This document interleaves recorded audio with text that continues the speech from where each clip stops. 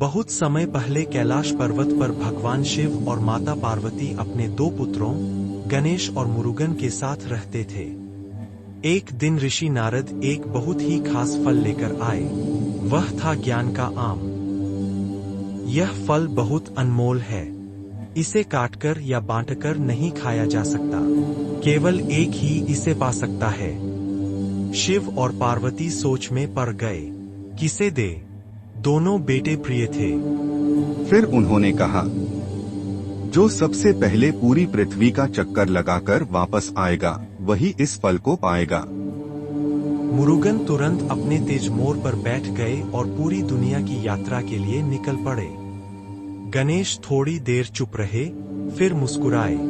वे धीरे धीरे माता पिता के चारों ओर 3 बार घूमे और बोले, मेरे लिए तो मेरे माता पिता ही मेरी पूरी दुनिया है। आप दोनों का चक्कर लगाना ही पूरे संसार का चक्कर लगाना है। माता पार्वती और भगवान शिव बहुत प्रसन्न हुए। उन्होंने वह फल गणेश को दे दिया। कुछ देर बाद मुरुगन लौटे। वे थके हुए थे, लेकिन गर्व से भरे। जब उन्होंने देखा कि फल गणेश के हाथ में है, तो वे बहुत नाराज हुए। यह तो अन्याय है। मैंने पूरी दुनिया का चक्कर लगाया और गणेश ने बस माँ बाप का। गुस्से में मुरुगन कैलाश छोड़कर दक्षिण की ओर चले गए।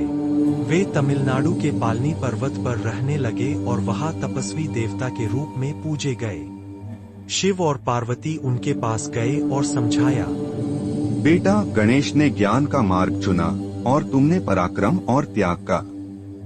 दोनों ही महान हैं। गणेश बाद में पालनी गए और भाई से बोले, भाई, तुमने हार नहीं मानी। तुमने त्याग का मार्ग दिखाया और मैंने ज्ञान का। दोनों रास्ते भक्तों के लिए जरूरी हैं।